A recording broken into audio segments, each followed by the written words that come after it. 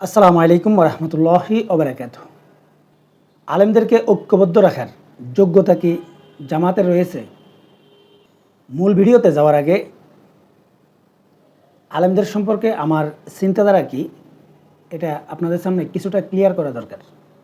দূরদর্শী হাক্কানি আলেমের সংখ্যা যত কমবে মুসলমানরা ততটাই অন্ধকারের দিকে যাবে, এতে কোনো সন্দেহ নেই। আমরা যারা কোরআনের বাংলা তর্জমা সহ যেই কোরআন পড়ে, যেই কোরআনের অর্থ পড়ে আলেমদের সমালোচনা করতেছি, সেই কোরআনটা বা সেই অর্থসহ কোরআনটাও কিন্তু সে আলেমরাই লিখেছে। যেমন বর্তমান পৃথিবীতে আপনি বহু আলেম পাবেন, কিন্তু তাকওয়ার উপর প্রতিষ্ঠিত এবং জ্ঞানী এবং দূরদর্শী আলেমের সংখ্যা আপনি অনেক কম পাবেন। একেবারে নেই আমি সেটা বলবো না, কিন্তু সেই সংখ্যাটা অনেক কম। যেমন কওমি মাদ্রাসার আলেমদের মধ্যে ইসলামিক জ্ঞান সবচাইতে বেশি এবং কওমি মাদ্রাসায় ইসলামিক শিক্ষা সবচাইতে বেটার, কিন্তু কওমি মাদ্রাসার যে শিক্ষা ব্যবস্থা বা কওমি মাদ্রাসায় যে আলেমরা রয়েছে তারা বর্তমান বিশ্ব রাজনীতি সম্পর্কে একেবারেই অজ্ঞ। এছাড়া ইসলামিক রাজনীতি সম্পর্কে এবং ইসলামিক অর্থনীতি সম্পর্কে তাদের জ্ঞান অনেকটাই দুর্বল।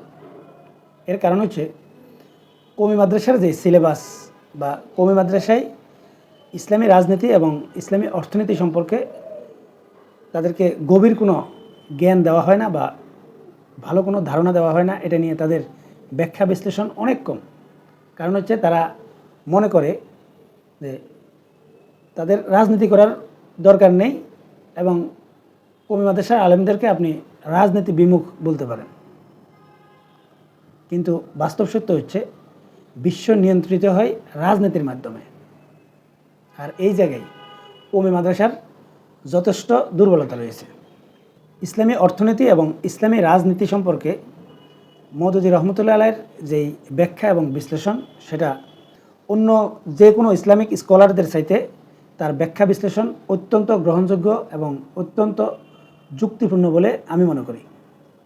কিন্তু মওদুদী রহমতুল্লাহ আলাইয়ের প্রতিষ্ঠিত দল জামাত ইসলামের লোকাল যে রাজনীতির যে দূরদর্শিতা এটা অনেক কম, আর এই কারণে এই দলটা এখন পর্যন্ত ক্ষমতার স্বাদ পায়নি এবং আগামী নির্বাচনেও অনেক বড় সুযোগ থাকার সত্ত্বেও তারা সেটাকে পরিপূর্ণ কাজে লাগাতে পারবে বলে আমার মনে হচ্ছে না। অনেকেই জামাতের রাজনীতির কৌশল নিয়ে অনেক প্রশংসা করতে পারেন বা জামাতের যারা সমর্থক রয়েছেন তারা এইসব প্রশংসাগুলো শুনতেও ভালোবাসেন, কিন্তু আমি ব্যক্তিগতভাবে কোনো তেলবাজি করতে পছন্দ করি না এবং আমি জামাতের অনেক অদূরদর্শিতার বিষয়গুলো দেখছি, যেটা জামাতকে আগামী নির্বাচনেও ক্ষমতা থেকে অনেকটাই দূরে ছিটকে দিবে।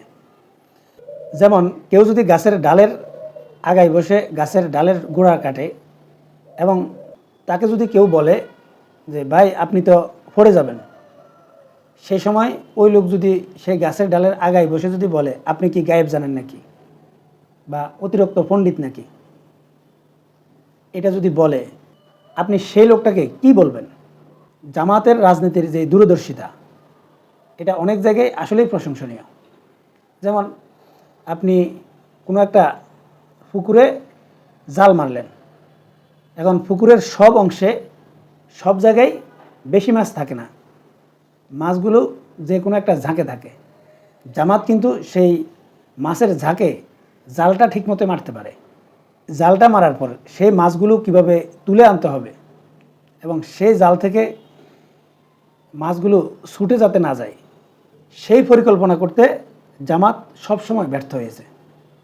এবং আমি আগামী নির্বাচনেও সেরকম দেখতেছি যে জামাত সঠিকভাবে জালটা ফেলেছে, কিন্তু জালটা কিভাবে টেনে তুললে সঠিকভাবে মাছগুলো তার আয়ত্তে আসবে বা সেই মাছগুলো ধরতে পারবে সেই যোগ্যতার বা সেই পদ্ধতির আমি অনেক ভুল দেখতেছি।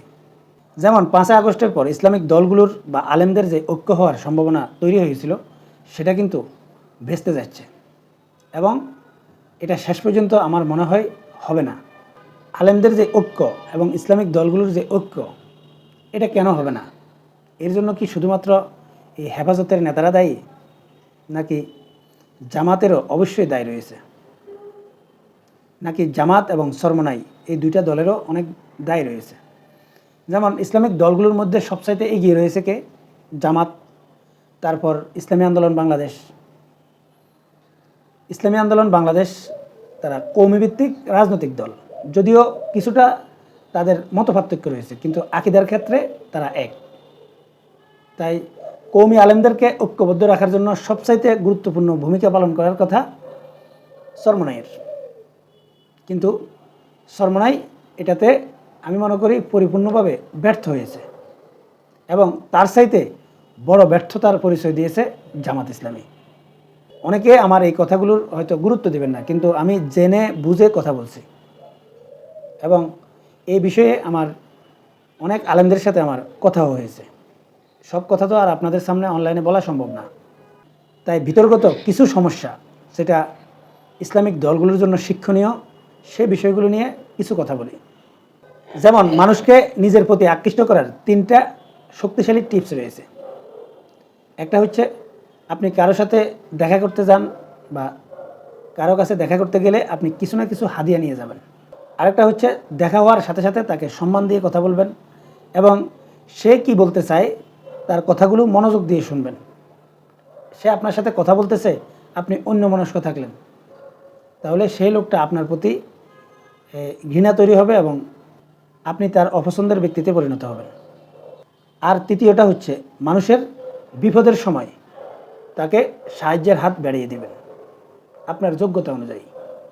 এই 3টা টিপস মানুষকে নিজের প্রতি আকৃষ্ট করতে সবচাইতে বেশি কার্যকরী। জামাতের রাজনীতির কৌশলের মধ্যে সবচাইতে ভালো একটা কৌশল হচ্ছে জামাত ভিন্নধর্মী যে রাজনৈতিক দলগুলো রয়েছে বা রাজনৈতিক দলের নেতারা রয়েছে তাদেরকে বিভিন্ন সময় হাদিয়া তোহফা দেয়, যেটা আমি প্রথমে বলেছিলাম। এটা জামাতের রাজনীতির কৌশলের জন্য সবচাইতে বড় কার্যকরী। কিন্তু দ্বিতীয় যে টিপসটার কথা বললাম, এটাতে জামাত পরিপূর্ণভাবে ব্যর্থ, এবং এই জায়গায় জামাতের দুর্বলতা সবচাইতে বেশি রয়েছে। যেমন ভিন্ন রাজনৈতিক দলগুলোর বা ভিন্ন মতাদর্শী যেই লোকগুলো রয়েছে এদের কথা জামাত খুব একটা প্রাধান্য দেয় না এবং তাদেরকে মূল্যায়নও করতে চায় না। এটা জামাতের অতীত রেকর্ডগুলো আপনি বিশ্লেষণ করলে বুঝতে পারবেন।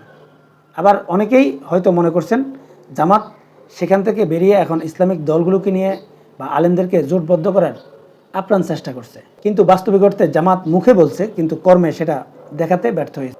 এমনকি এই যে ইসলামিক দলগুলোর যে জোট হওয়ার সম্ভাবনা, ইসলামিক দলগুলোর সাথে যেই মহব্বতটা দেখানো উচিত ছিল জামাতের, এবং ভিন্ন মতাদর্শে যে আলেমরা রয়েছে তাদের অভিযোগগুলো কি, তাদের সাথে যেই সুসম্পর্কটা সবসময় তৈরি করা এবং তাদের সাথে দেখা করা, তাদেরকে সম্মান দেওয়া, তাদের বক্তব্যগুলো মনোযোগ দিয়ে শোনা, তারা কি চায়, এটাতে জামাত পরিপূর্ণ ব্যর্থতার পরিচয় দিয়েছে। কারণ জামাত মনে করছে যে ইসলামের সাথে তারা তাদের কাছে চলে আসবে, মানে আল্লাহর হস্তে যেভাবে মানুষ দান করে, যেমন জামাতের কর্মী সমর্থকরা যেভাবে আল্লাহর হস্তে এই জামাতের সংগঠন পরিচালনা করার জন্য ইয়ানত দেয়, তারা সেরকম মনে করছে যে অন্যান্য ইসলামিক দলগুলো এবং অন্যান্য ভিন্ন মতাদর্শের যে আলেমরা রয়েছে তারাও সেভাবে আল্লাহর হস্তে তাদেরকে মানে সমর্থন করে যাবে। বাস্তব সত্য হচ্ছে ওইসব আলেমদের মতাদর্শ জামাতের মতাদর্শের চাইতে ভিন্ন। অতএব সেই জায়গায় জামাতকে যে পরিমাণ ফোকাস করার কথা ছিল তারা এটা করেনি বা এটা করতে ব্যর্থ হয়েছে। জামাত আমিরের অনেক কাজ থাকতে পারে, তিনি রাজনৈতিক সংগঠন পরিচালনা করার জন্য যথেষ্ট সময় ব্যয় করতে হয় এবং এই বয়সে তিনি যথেষ্ট পরিশ্রমও করেন, এটা আমি মানি।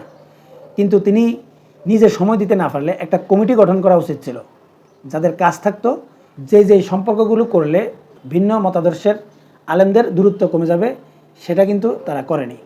এবং এটার কয়েক হাজার প্রমাণ আমি আপনাদেরকে দিতে পারবো, কিন্তু এখন দিচ্ছি না, কারণ জামাতের কর্মী সমর্থকরা এতে বিভ্রান্ত হবেন। বাস্তব সত্য হচ্ছে এই ভিন্ন মতাদর্শের আলেমদেরকে জামাত সম্মানও করেনি, তাদের বক্তব্যগুলো তারা শুনতেও চায়নি, এবং সেই দিকে জামাত এখনও হাঁটতেছে কিনা আমার সন্দেহ রয়েছে, বা সেই চিন্তাধারা এখনও জামাত করছে কিনা আমার সেটাতেও সন্দেহ রয়েছে। অতএব এভাবে যদি চলতে থাকে একদম নিশ্চিতভাবে আমি আপনাদেরকে বলতে পারি যে খুব অল্প সময়ের মধ্যে আপনারা দেখতে পাবেন জামাত এবং ইসলামিক অন্যান্য দলগুলোর মধ্যে যেই মতানৈক্য এখন দেখা যাচ্ছে এটা চরম আকার ধারণ করবে। এবং ইসলামিক দলগুলোর অবস্থান ঠিক আগের মতো একই অবস্থা হবে। আপনাদেরকে এই ভিন্ন আদর্শের বা ভিন্ন মতাদর্শের কিছু আলেমদের বক্তব্য আপনাদেরকে একটু শোনাই।